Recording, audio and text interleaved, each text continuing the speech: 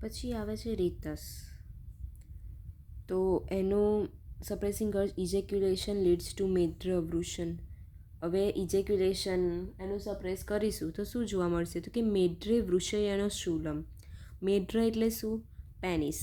વૃષણ એટલે ટેસ્ટિસ અને શૂલ એટલે પેન, તો ત્યાં પેન જોવા મળશે. પછી હદિવ્યથા, હાર્ટમાં બી આપણને પેન જોવા મળશે. અંગમર્દ, બોડી પેઇન જોવા મળશે. એન્ડ મૂત્ર વિબંધ એટલે રિટેન્શન ઓફ યુરિન. હવે રેતસનું ઇજેક્યુલેશન હશે એ આપણે રોકીશું તો શું જોવા મળશે? તો આપણને પેન શામાં? તો કે પેનિસ અને ટેસ્ટિકલ્સમાં. પછી એના લીધે હૃદયમાં બી પેન જોવા મળશે, બોડી એક બી લાગશે, વીકનેસ જેવું, અને રિટેન્શન ઓફ યુરિન. તો એના થયા સિમ્ટમ. હવે એની ચિકિત્સા શું છે? તો કે તત્ર અભ્યંગો અવગાહસ્ય મદિરા ચરણાયુધા સાલિપયો નિરુહસ્ય સસ્તમ મૈથુનમેવ છે.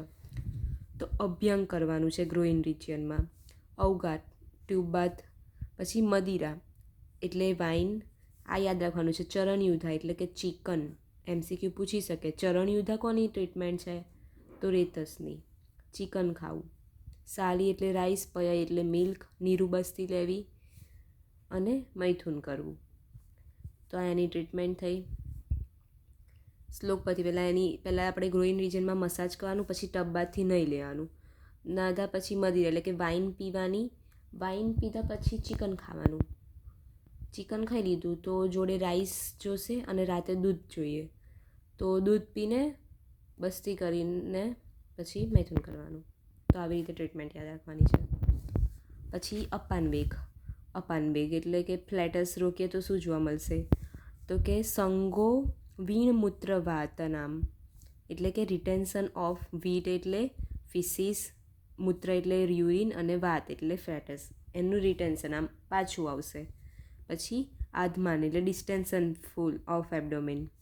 પછી ક્લમ એટલે કે થાકેલું ફીલ થશે, વાતજન્ય રોગ થશે.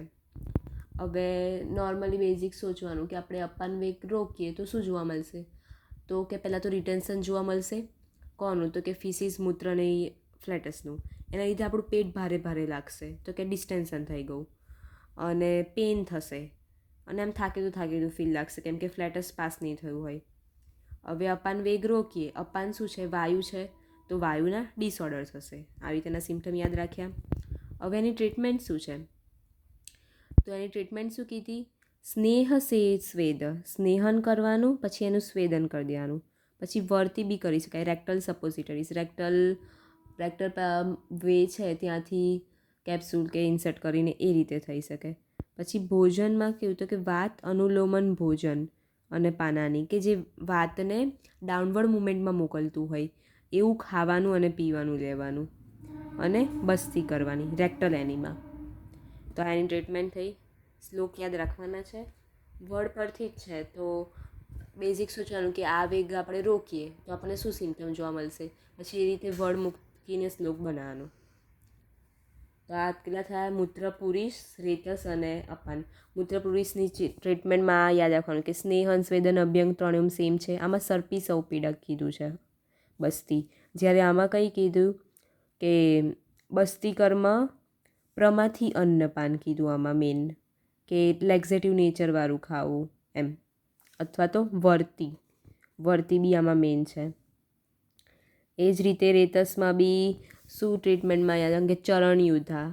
એમાં પેલી જે મેં મેથડ કીધી એ રીતે કે પહેલાં મસાજ કરવાનું, પછી નહાવાનું, નહીને પછી પીધું વાઇન, પછી ખાવાનું. તો ખાવામાં શું ખાવાનું? ચરણયુધા, ચિકન ખાવું છે ને રાઈસ ખાવું છે. પછી છેલ્લે દૂધ પીને સૂઈ જવાનું. એવી રીતે અપાનવેગમાં બી મેઇન એની ચિકિત્સામાં શું યાદ રાખવાનું છે? કે જે વાતનું અનુલોમન કરે એવું આપવાનું છે, અને વર્તી